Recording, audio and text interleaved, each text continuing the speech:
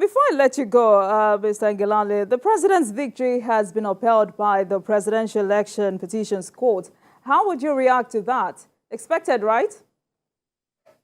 Well, not only was it expected, we've said from the beginning, very coolly, very calmly, and very consistently, that you cannot have an election where the incumbent president loses his state for the first time in his political career, where the presidential candidate of the governing party loses his state for the first time in his political career.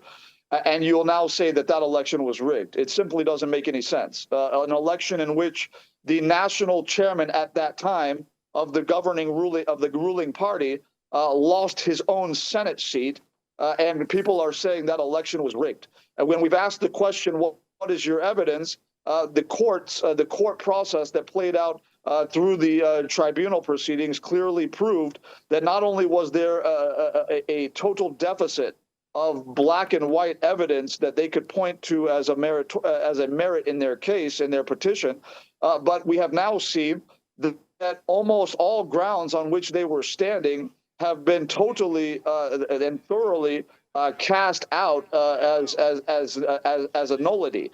So when we've seen the kind of a thorough judgment that we saw, a 12-hour judgment, essentially a reading, point by point, letter by letter, in its thoroughness, we would now know that any attempt now, and we totally respect the legal right of all political gladiators to go to the Supreme Court to exercise their rights under the Constitution and under our electoral laws. But even as they do so, if you looked at that judgment and the thoroughness with which the grounds of their petitions were thrown out, you would now know that they're probably wasting their time and money. But we look forward to meeting them at the apex court if that's what they so decide.